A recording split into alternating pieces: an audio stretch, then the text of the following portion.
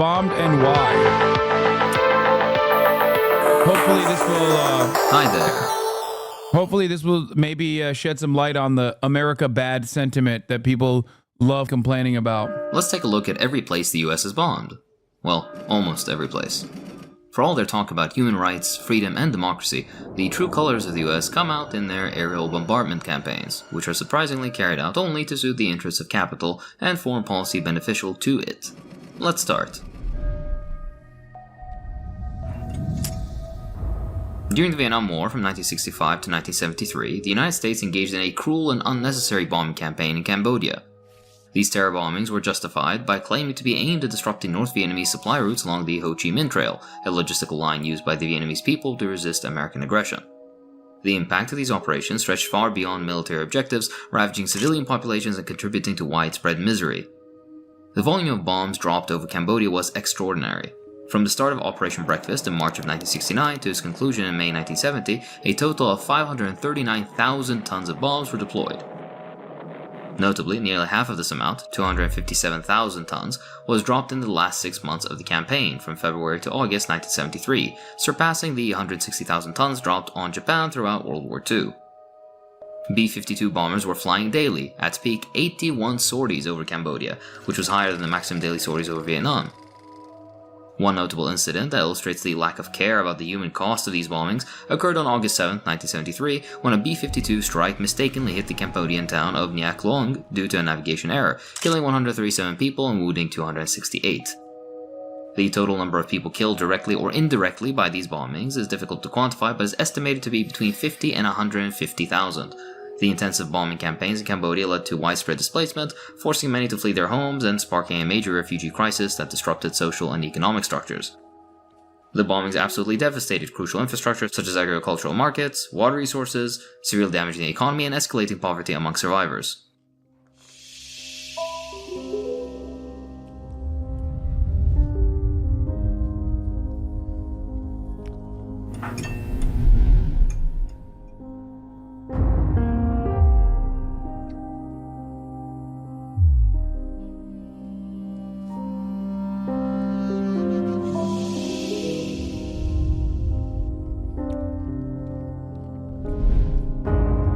In 1954, there was a coup in Guatemala characterized by extensive military and logistical support given to rebel forces by the CIA in their efforts to topple the democratically elected president Jacobo Arbenz. Arms embargoes 6 years before the invasion of the United States had already significantly reduced Guatemala's ability for self-defense against US-supported insurgencies. The rebels were supplied with P-47 fighter planes, critical in conducting strafing and bombing.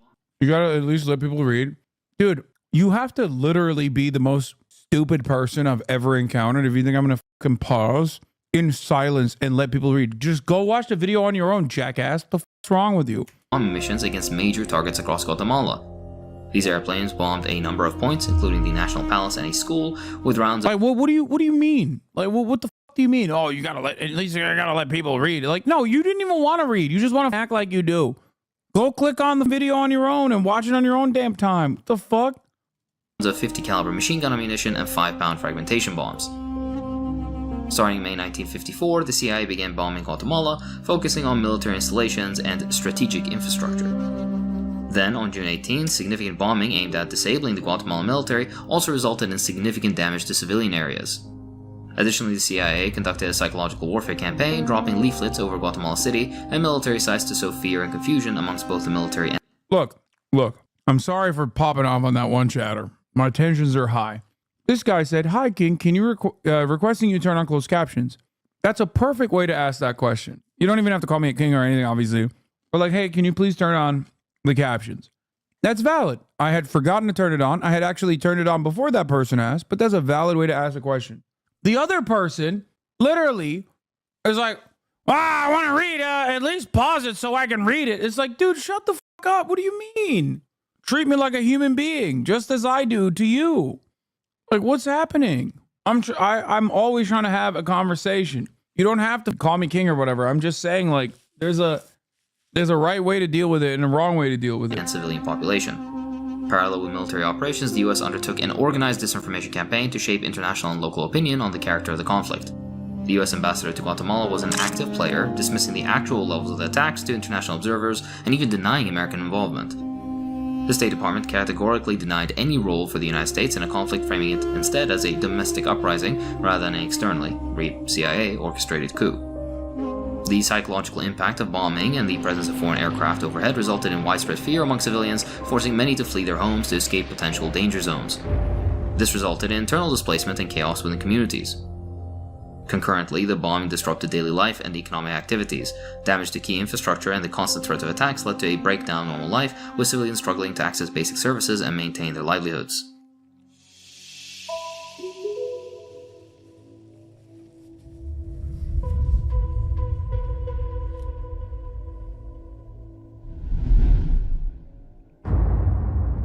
I have a video on the DPRK here, if you're interested.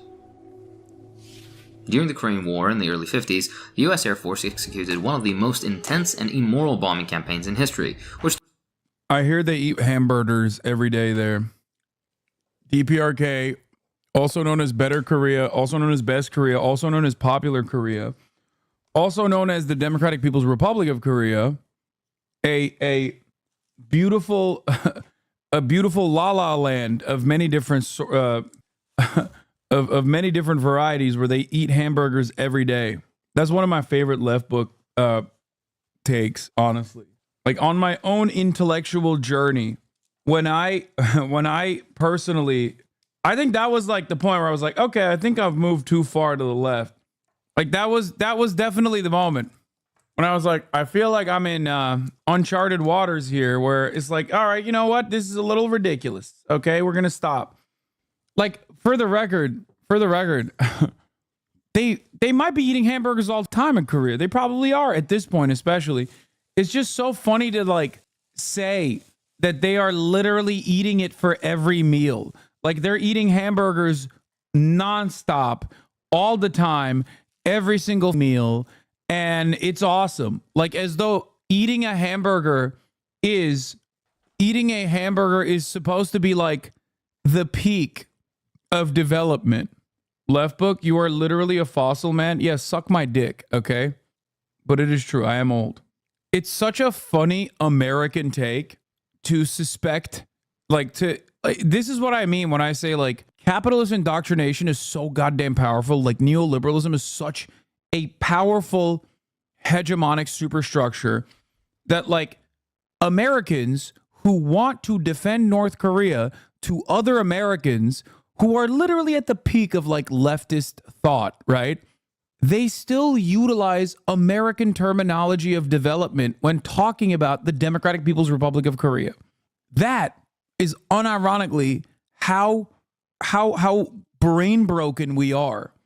That a guy who is like who's trying to say the DPRK is actually incredibly advanced, is so good, you have no idea how good things are over there, is utilizing eating hamburgers. Okay?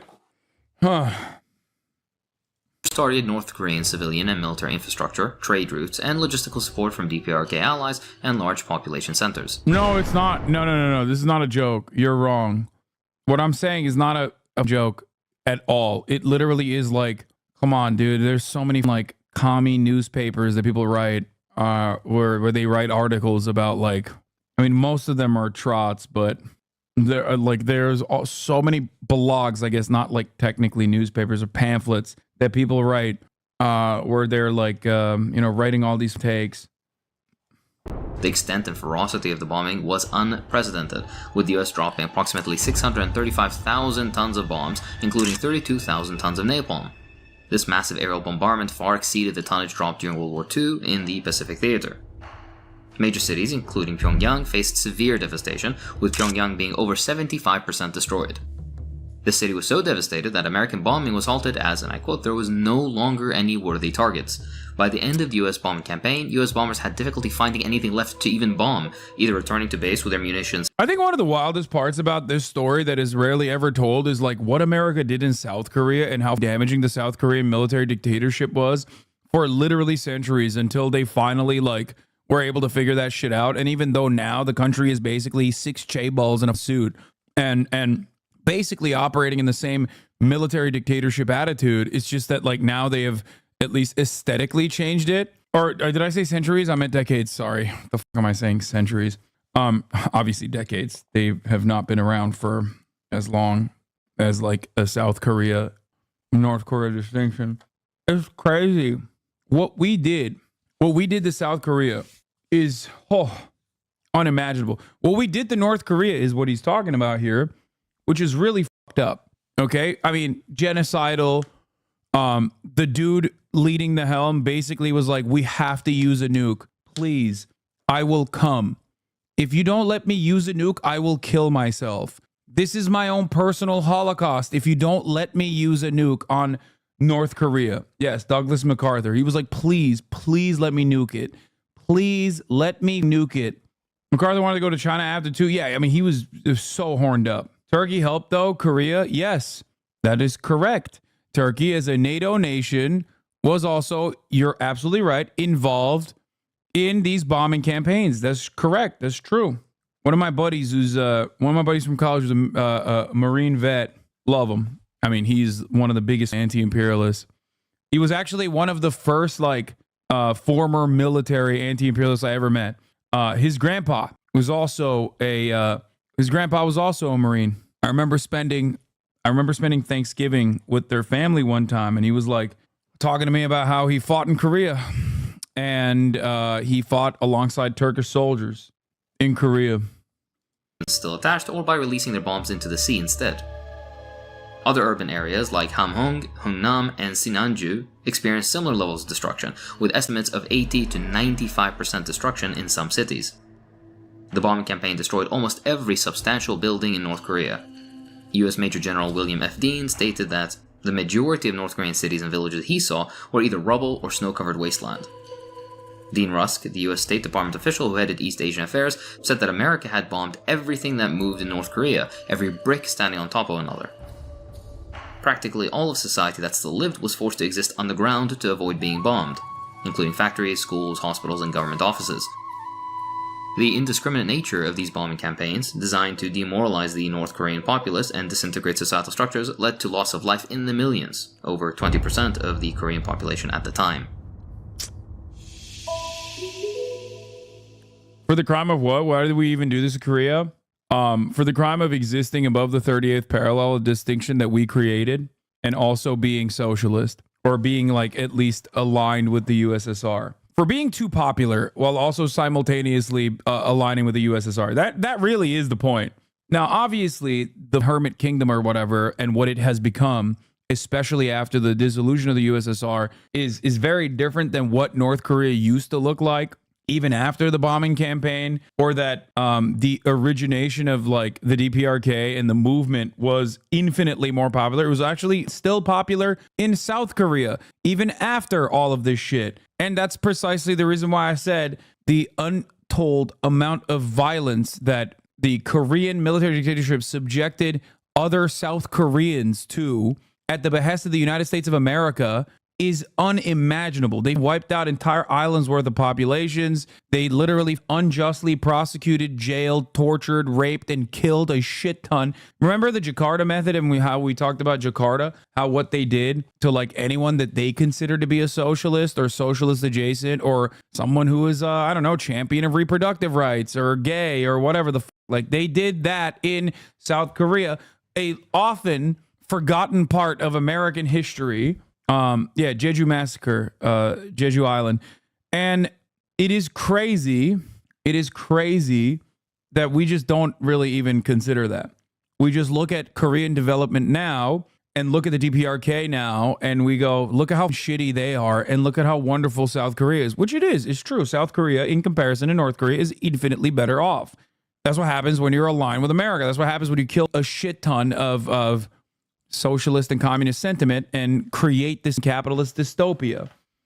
There were death squads for socialists and social. This is what I was talking about. The Jeju Uprising. Yes. The Jeju Uprising, known in South Korea as the Jeju April 3rd incident, was an uprising on Jeju Island from April 1948 to May 1949.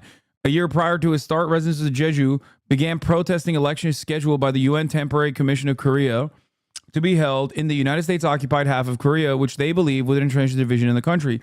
A general strike was later organized by the Workers' Party of the South Korea, the WPSK launched an insurgency in April 1948, attacking police and Northwest Youth League members stationed on Jeju who would mobilize to suppress the protest by force. The First Republic of Korea President Syngman Rhee escalated the suppression of the uprising from August 1948, declaring martial law in November and beginning an eradicating campaign against rebel forces in rural areas of Jeju in March 1949, defeating them within 2 months. Many rebel veterans and suspected sympathizers were later killed.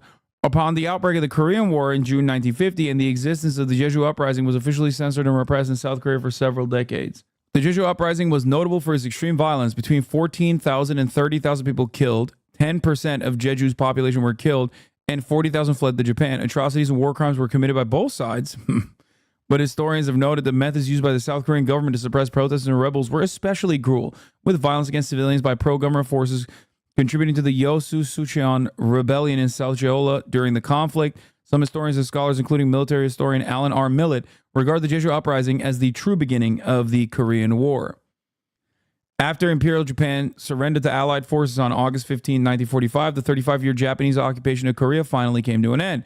Korea was subsequently divided at the 38th parallel north, with the Soviet Union assuming trusteeship north of the line and the United States south of the line.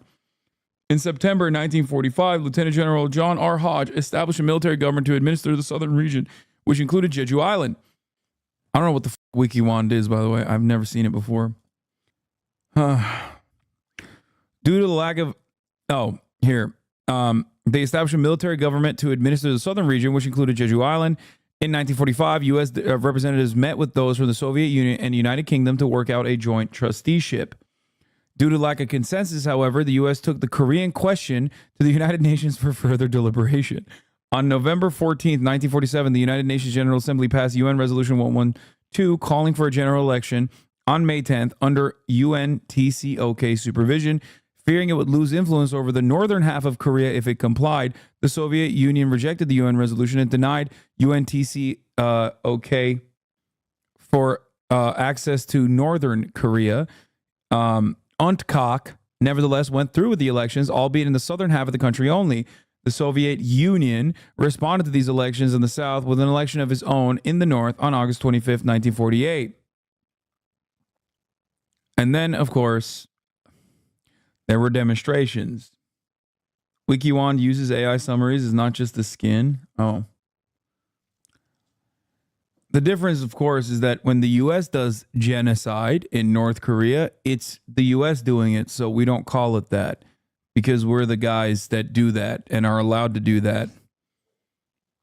Israel, no matter how hard it LARPs as a part of American mainland, is not a part of America.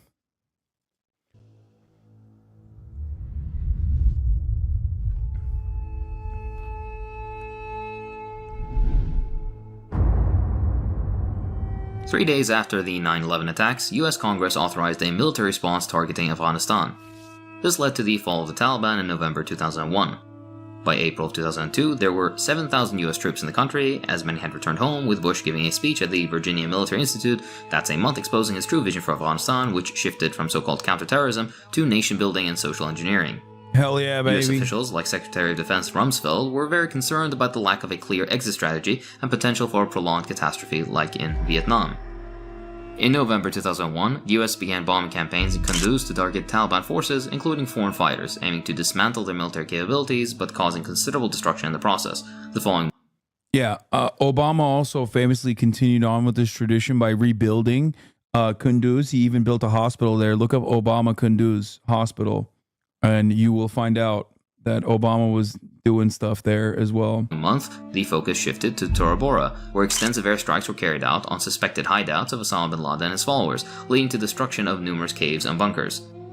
Throughout this war, Helmand province, a known Taliban stronghold and opium production center, also endured repeated airstrikes that not only targeted drug labs and Taliban hideouts, but also caused widespread damage to infrastructure. The Pentagon, which engaged in gross mismanagement of funds, including an unaccounted for and non-existent $8 million industrial park, threw away at least $1 trillion on the entire venture. We can't really know how many bombs were dropped, but to give you a sense, here are some of the numbers during Operation Enduring Freedom. In the first 76 days from October... I love our naming conventions, dude. Operation Enduring Freedom. To December 23, 2001, the US flew about 6,500 strike missions over Afghanistan. The US dropped or fired over 10,000 bombs or missiles on Afghanistan by November 20th, 2001. By December 10th, this would increase to 12,000. Through March 2002, the US had dropped around to 20,000 bombs. Operation Anaconda, launched on March 1st, 2002, saw over 350 bombs and missiles dropped on targets during the first 4 days of fighting, with nearly 3,500 bombs dropped by the end of the continuous operation in late March.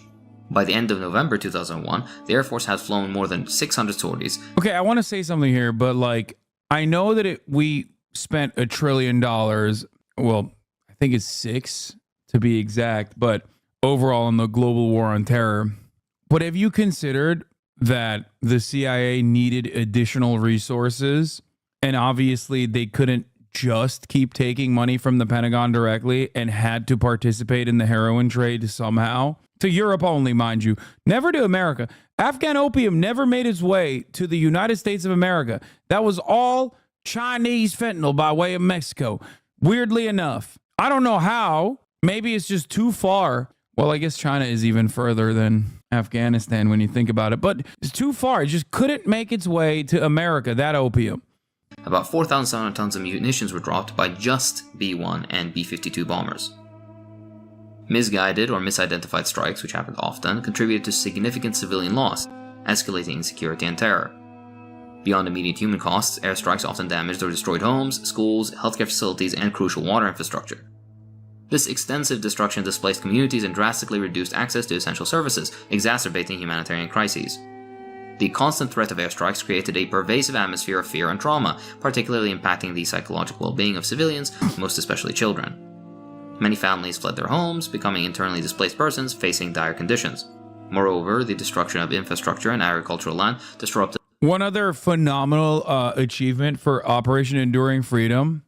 You guys already know Afghanistan is now back in the hands of the Taliban, which is really interesting because during the entire occupation of Afghanistan, Americans were met with this very unique predicament. They just kept killing people, and yet the Taliban kept growing in numbers. And they were like, why is this happening? They just could not understand. They're like, why are there more people that are trying to fight us over this 20-year-long process? A real head scratcher that I'm sure has no lessons in it for, I don't know, Israel's military actions, which amount to ethnic cleansing in Gaza. I'm sure that there is nothing to learn from this. There's no parallels there. Please do not say that there are parallels there. You would be wrong. Local economies, particularly in rural areas where many families lost their livelihoods, further intensifying poverty and food insecurity across the region. Back to the video in just a second. Let's hear from today's sponsor. It's happened that I've found myself lost abroad or in need of an internet connection with no Wi-Fi spot in sight, and without a local SIM card that would make all the difference. That's where Saily comes in. What is Saily? Well, it's an eSIM provider which provides an internet connection wherever you travel. Why are you listening to this red fash tanky Iraq war victim physician Hakeem and not a base Reddit PhD NAFO pilled real leftist like Adam SS something? And saves you money on roaming fees. Yeah. Saily lets you choose several affordable eSIM plans in over 150 countries. With a Saily eSIM, you'll always have a connection when needed. Ethical With reacts, Saily, baby. an eSIM needs to be installed only once, eliminating the Ethical reacts at the top of the hour nonetheless. need for users to install a new Where eSIM there for is each going to country. be a 3-minute You don't need ad to wait in break line at the airport. that you cannot skip. There's a Holocaust Wikipedia note on your Rafa coverage on a YouTube clip channel implying you're being anti-Semitic. That's awesome. That's great. Thank you, YouTube. You guys are doing a wonderful job over there. Anyway, of course, there is one way that you can... Wait, your food came again, I think. You ordered twice? Damn, bitch. Is Adam something bad? I don't know. I haven't paid attention to anything that he has said ever since he became one of these, like... I used to be a fan of his videos, and then Russia invaded Ukraine, which I also thought was unjustifiable, and then he used to be a former Nazi, and some of those residual feelings I think he has towards the uncivilized mind of a non-European like myself, came out. Some of those residual feelings. Many such instances where, you know, former Nazis will be like, I'm a liberal now, and therefore I'm good. I am delivered. And then they just like basically repackage a lot of the same exact sentiment, but under the they repackage the same exact sentiment under the auspices of like polite liberal politics through, you know, international rule-based order. Now, I don't know. I don't know if he's changed his sentiment since like Palestine. Many people have had differences in opinion, a change of heart. And if he did, then, you know, that's great. Like I said, I have not, I don't know where that came from. I don't know. Just keep it over there somewhere. He and Lonerbox are pro-Israel. I thought Bonerbox was pro-Palestinian. But I, again, have not really paid attention to anything that he has done since like early October. So I don't know. I do know that he's an orbiter. So I think a lot of people that become orbiters inevitably have to like take a unique stance. But listen, I will say this. Can't speak for Lonerbox's like current takes on Israel Palestine, but he did introduce me to the likes of Beast Process, a Palestinian student who makes a lot of videos about the so-called peace process, and you know, that was good. That was wonderful. What do you think of Kraut? Oh God, Beast Process is his name. He's a small YouTuber. Anyway, I forgot to serve you the 3-minute ad break in that process. Here it is.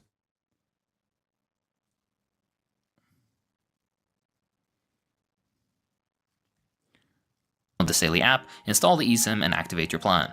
If you activate your eSIM before you leave your country, you'll be able to easily connect to local networks when you land and without the need for an internet connection. Don't wait, use my dedicated link in the description box, saley.com/Hakeem, to check out Saley and purchase an eSIM plan. Oh, hello. Thanks to Saley for the sponsorship. This allows me to pay my editor fairly, which is very appreciated. Alright, back to the video.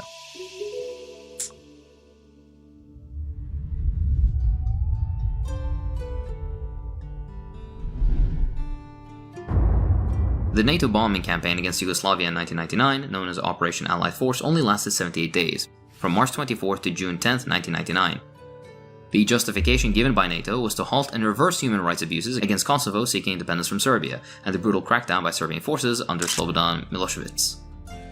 The air campaign involved nearly all NATO member states at the time, conducting more than 1,000 sorties with fighter jets, bombers, and reconnaissance aircraft.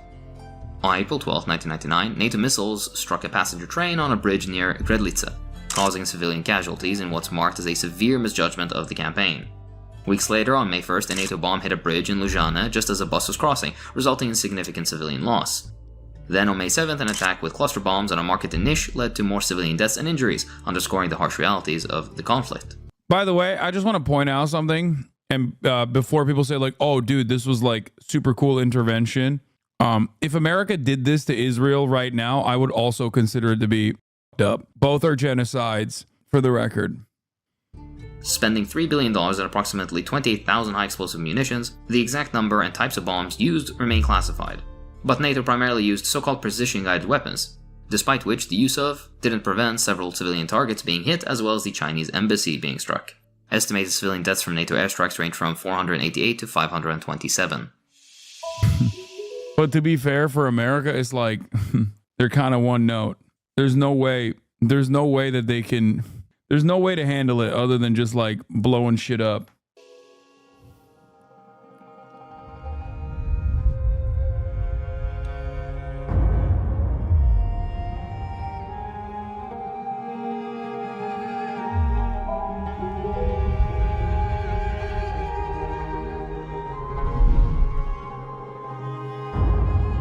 I've already done a video about the US war on my country, which you should watch after this video here. However, given its scope and impact, it's important to include a summary.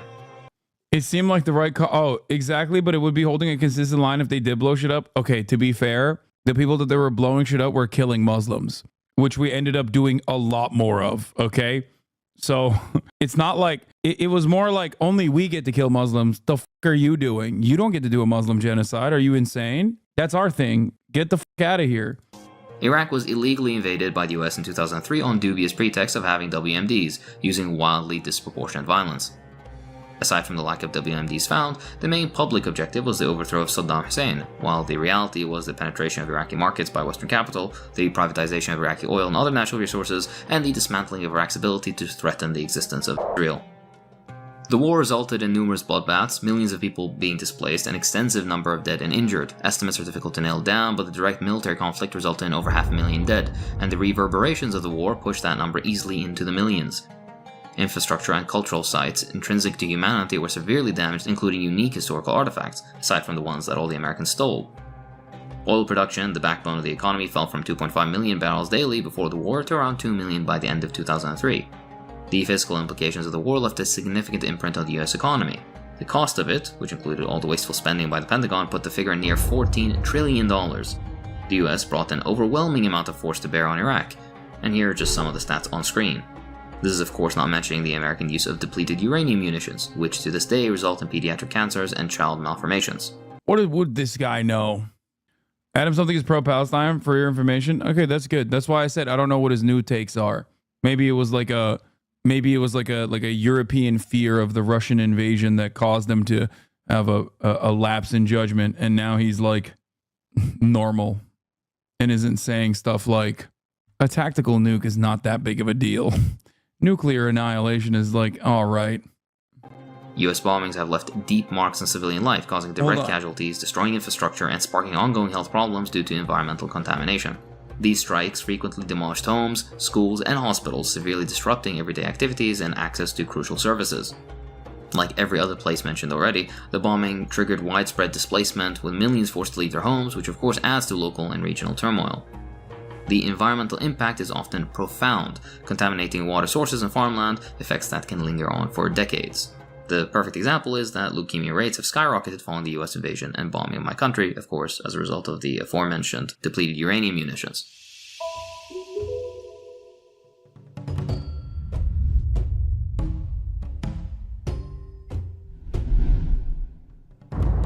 The US bombing campaign in Laos from 1964 to 1973 during the Vietnam War was likewise aimed at cutting off North Vietnamese supply routes along the Ho Chi Minh Trail. Beginning in April 1964, the US Air Force trained pilots in Laos and Thailand. Operation Barrel Roll in December 1964 signaled the start of the war in northern Laos and was followed by Operation Steel Tiger in early 1965. In one harrowing incident, bombs were mistakenly dropped on a friendly village just after a visit by Ambassador Sullivan, resulting in significant civilian casualties. This was part of a broader pattern where numerous smaller villages in strategic areas along the trail and beyond were targeted and destroyed, leading to high civilian casualties and the displacement of rural populations who depended on the land for their livelihoods. The bombing also heavily damaged critical infrastructure, schools, hospitals, local marketplaces, disrupting daily life and causing long-term socioeconomic challenges. I sound like a broken record at this point. The strikes often were just collateral damage, a horrible word to use regardless. In many cases, they targeted facilities believed to be used by enemy combatants, adding to the so-called complexity of the war's impact on civilians. The environmental impact was also severe, significantly altering the landscape and affecting agriculture, which in turn led to long-term economic hardships for the survivors.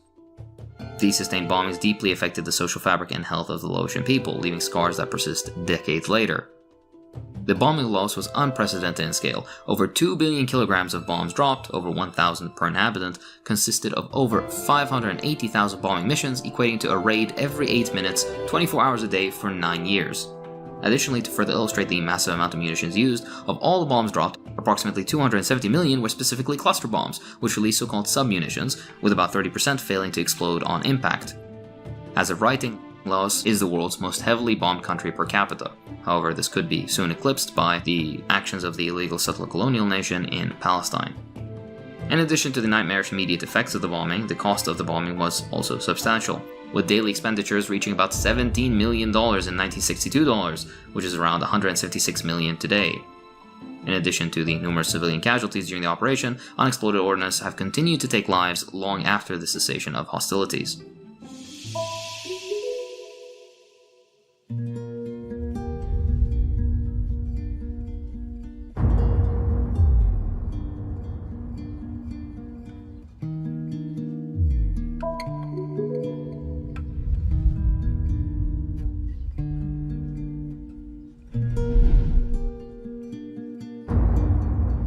US involvement in Nicaragua began in the early 20th century with military occupations and intervention aimed at protecting American interests and installing friendly governments. One of the most notable early interventions occurred in 1927 during the rebellion led by Augusto Sandino, a prominent figure in Nicaraguan history who opposed US influence in Central America. The US Marines' engagement in the Battle of Ocotal marked a significant use of air power, notably being one of the first instances of aerial bombardment in the Western Hemisphere. The battle saw US aircraft deployed in a tactical role to support ground troops, resulting in substantial casualties among Nicaraguan rebels and civilians, setting a precedent for future US military tactics in the region. The most intense period of US involvement came during the 80s under Reagan, which viewed the Sandinista government that came to power in 1979 as a Soviet ally in the Western Hemisphere. In the 1980s, the US was deeply involved in covert and overt operations in Nicaragua, significantly impacting civilian life. In 1984, a covert operation to mine Nicaraguan ports like Corinto not only damaged commercial ships, but also blocked civilian access to essential goods and fuel, exacerbating economic and social difficulties. During that same decade, US-backed Contras frequently bombed rural areas, targeting small farms and villages, disrupting local agriculture, causing civilian casualties and driving many into internal displacement. Additionally, Contras forces carried out border raids from Honduras, using US-supplied helicopters and logistics to attack inside Nicaragua, affecting both military and civilian targets, which led to further loss of life and property destruction. The support was part of a US strategy to contain communism, but was executed in ways that often bypassed congressional restrictions, culminating in the Iran-Contra affair, which I covered in my earlier Iran video.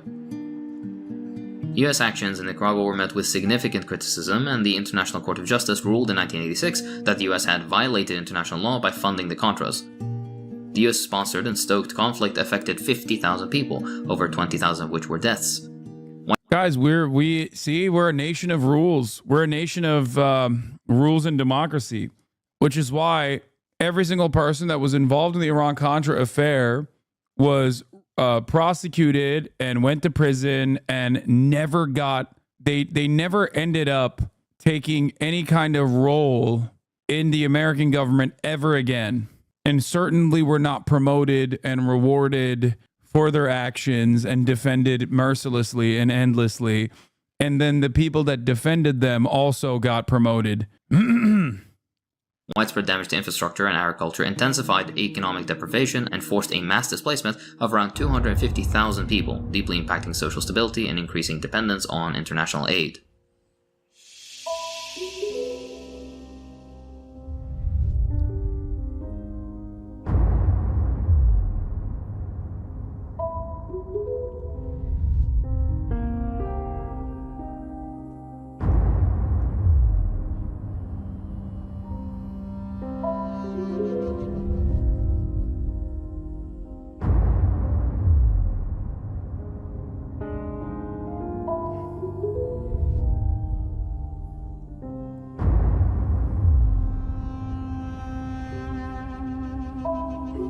Wait, what?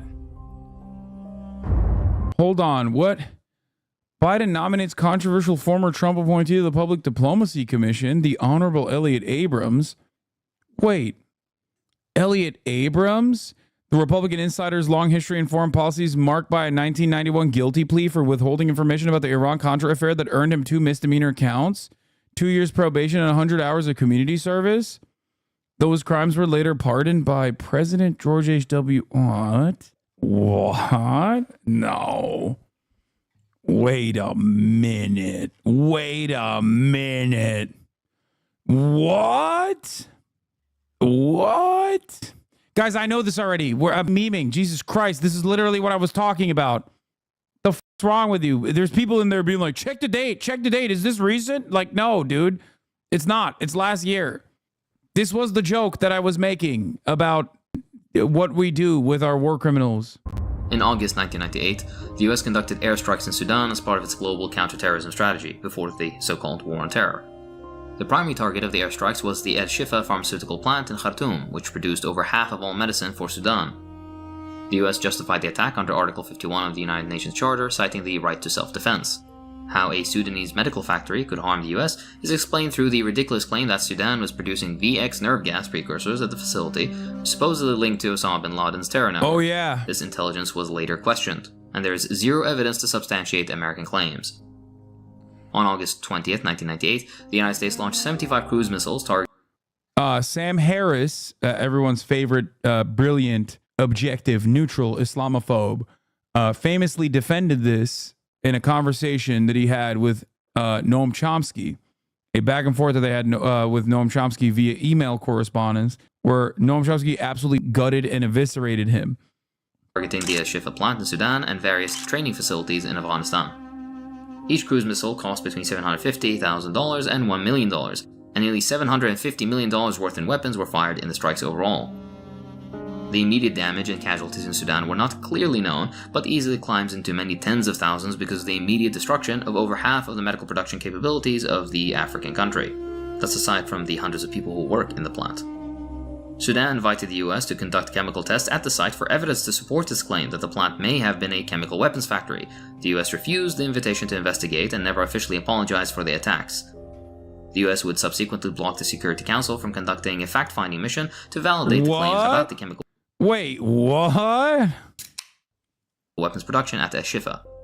A common view of the American public at the time was that the strike was intended to distract media attention from Clinton's Lewinsky scandal. My fellow Americans, I would once again like to say that I did not have sexual relations with that woman. It's the same reason he bombed Iraq around the same time.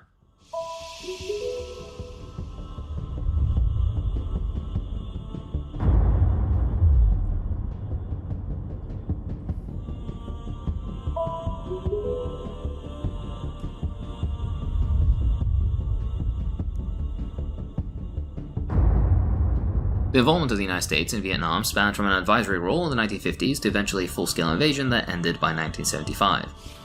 The primary aim was to prevent the spread of communism, as always, in Southeast Asia, supporting the puppet dictatorship in South Vietnam against the popular communist movement that had until then been pushed into North Vietnam.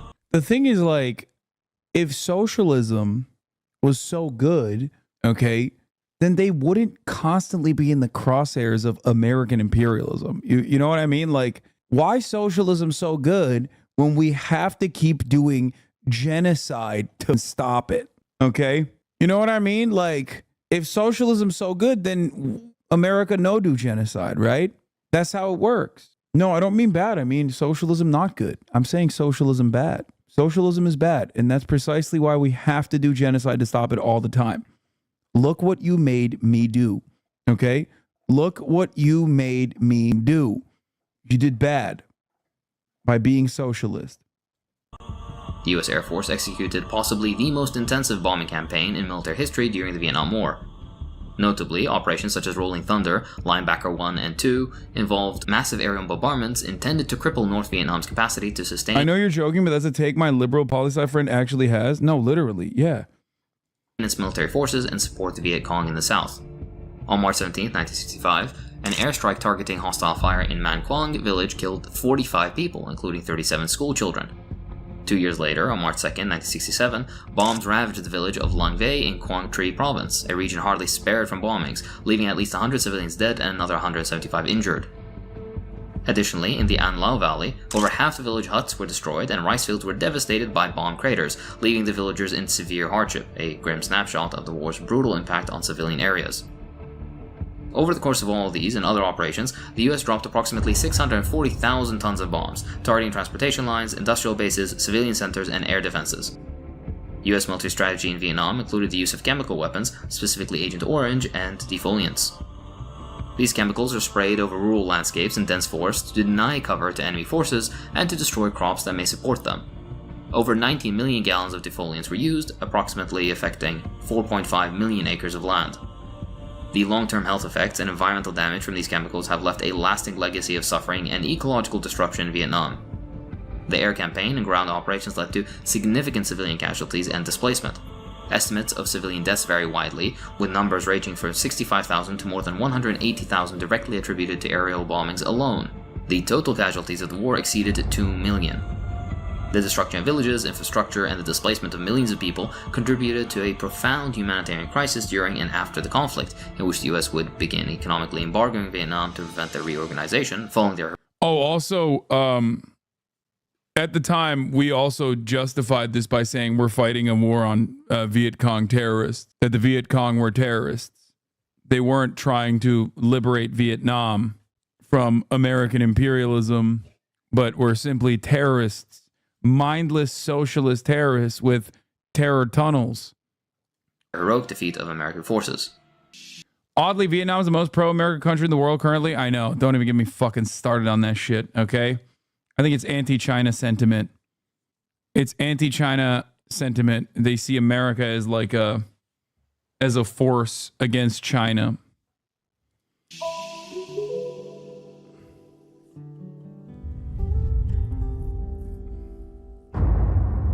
Oh yeah, they did.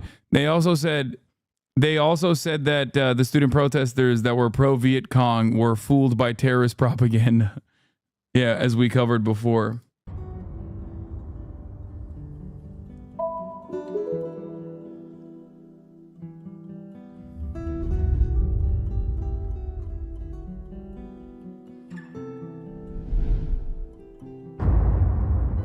The United States has a long history of involvement with Cuba, including the failed Bay of Pigs invasion in 1961 and the Cuban Missile Crisis in 1962, which brought the world to the brink of nuclear war. Additionally, the United States has maintained economic sanctions and diplomatic pressure on Cuba in an attempt to isolate and overthrow the legitimate government of Cuba.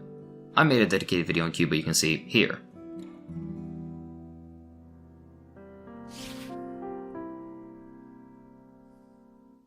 This is only a cursory glance at the many crimes of the United States, intended to maintain the foreign policy interests of an American ruling class completely disconnected from regular. I had a Vietnamese international student roommate who said they were scared of the Vietnamese diaspora in the US because of how conservative they are. That is not even remotely shocking, considering that a lot of the Vietnamese diaspora that came to the United States in the aftermath of the Vietnam War were the South Vietnamese that were aligned with the United States and their many soldiers and generals. If you recall, the Vietnam War was lost by the United States of America. Not only was the Vietnam War lost, but also the North Vietnamese Liberation Forces won the war and then reconstructed Vietnam in their vision. And the people that left Vietnam or escaped Vietnam had to escape Vietnam. Just think about why you would have to escape Vietnam. And then, of course, I mean, this is many generations past. It's just the current Americans are not necessarily holding on to that same resentment, but instead just regular old Americans. You have to remember, when you're just a regular old American, you are also susceptible to the same level of like conservative brain rot that every American has. By third generation, every American fully assimilates to American culture. Regular American people working against their interests for profit, no matter the human or environmental cost. A better system is possible. That's all for this time. If you enjoy what I do, then please consider supporting me on Patreon. It really does help. I'd like to thank my patrons, so thank you to Nitro Dubs, Kenny, Thomas Roberts, Nicholas, Owen Except for that one Turkish guy that we saw the other day who assimilated in literally a second. He stepped foot inside of American borders and immediately was like, yo, what the fuck is up with the lack of border security, man? They might be rapists out here that are coming in here.